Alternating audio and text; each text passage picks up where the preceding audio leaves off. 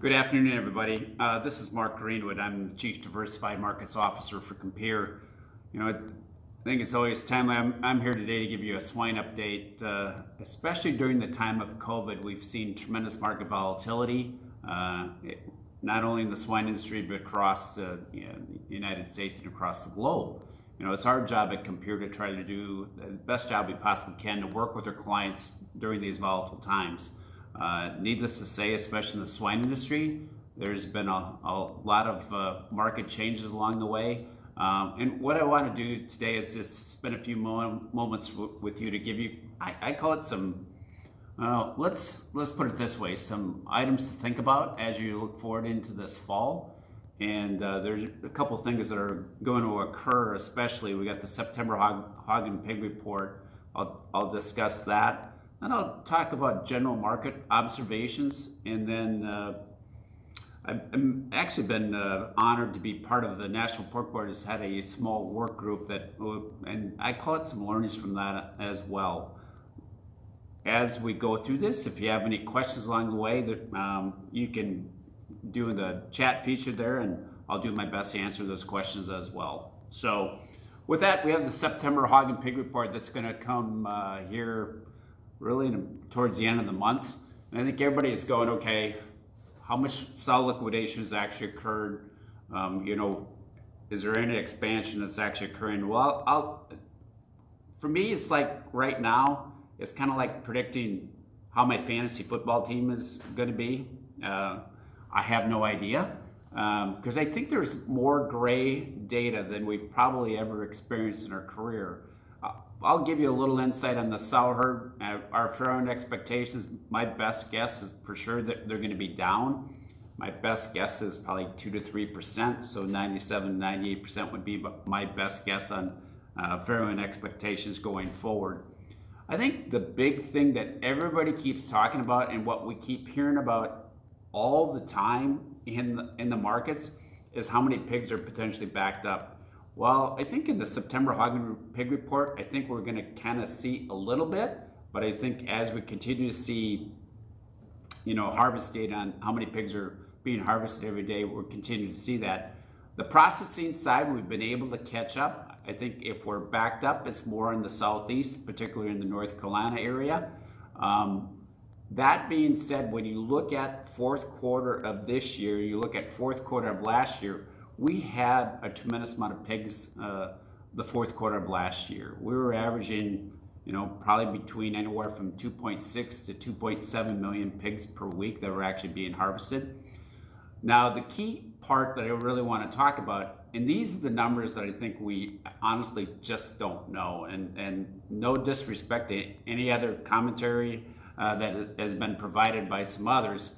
But these are things, and we've had a lot of dialogue with producers, especially during the times after March 15th, really until May, when it was in the news with pigs potentially being euthanized and a lot of things that were being done by a lot of producers where we had pigs that were put on diets that we didn't gain weight. And I'm sure those of you producers never thought we'd ever have to deal with that. But what I want to stress is I firmly believe when we start looking at the markets, we had a tremendous amount of discussions, and our entire Compeer Swine team did with producers on potentially probably doing a more judicious job on how many pigs, on the very healthy pigs, were actually going to get weaned. And if we're doing any form of euthanizing animals, it was probably on the younger side. I think those numbers will start to appear. And I just want if you look at the hog and pig report, on any given moment, the March hog and pig report, we probably had 73 million pigs that are on the ground.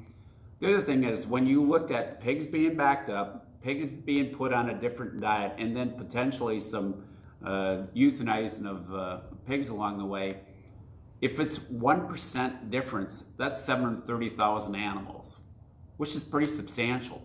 So I know we hear about potential animals being backed up of 2 to 3 million head. Well, if we increase mortality, or if we did any type of euthanizing animals of that 1%, and we had an increase of 1% mortality, that will narrow that gap pretty substantially. So little food for thought.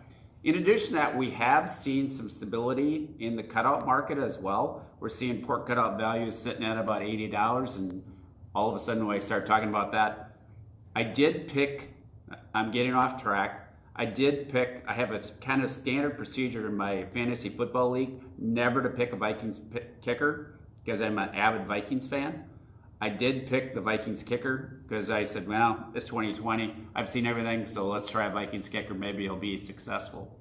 But I want to get back to really starting to think about on the swine side of what we might see in the markets going forward.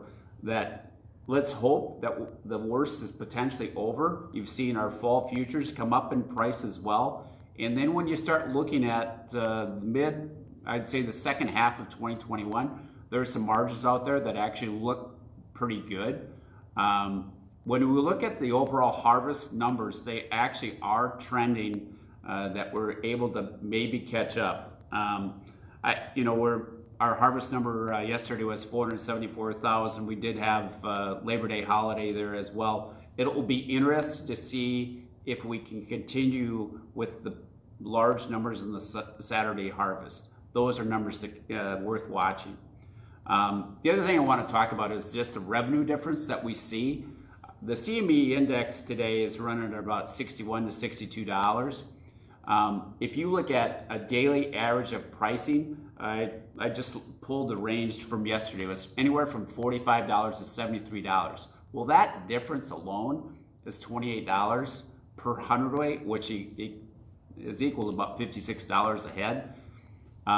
So you have some producers that are really struggling at $45. You got some producers that might be getting paid close to $70. They're not struggling near as bad. If we look at the overall index, we're still probably losing on average pretty close to about $20 a head. We also talk about cost of production. In our benchmarking study from the first quarter of this year, we saw about average cost of production about $69 per hundredweight, or about $140 a head.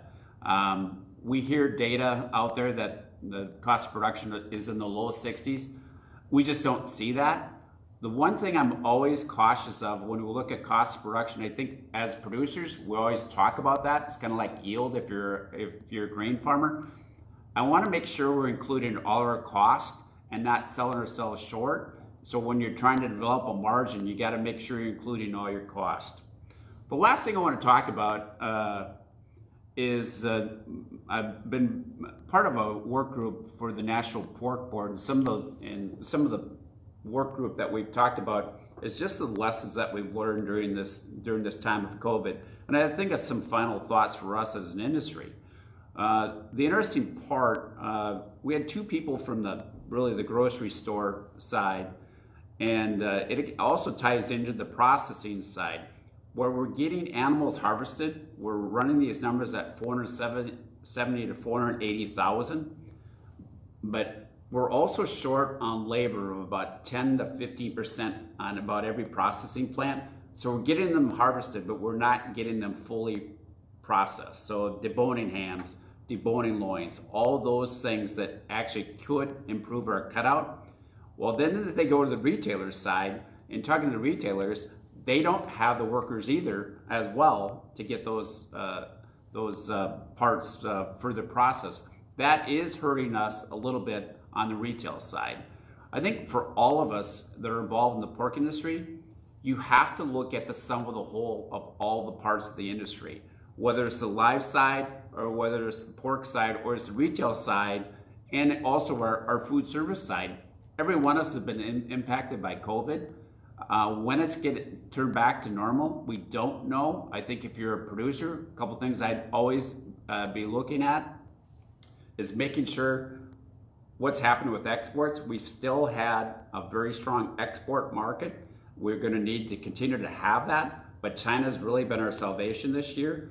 You're also going to have to manage margins. Now, what that might be is you might have to minimize losses for the fourth quarter and first quarter of this year.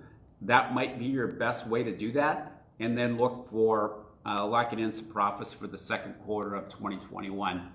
I hope you enjoyed the report. I'm going to let everybody enjoy their day. and hopefully it'll get a little bit warmer. It's nice and cool in the Midwest. Take care, everybody.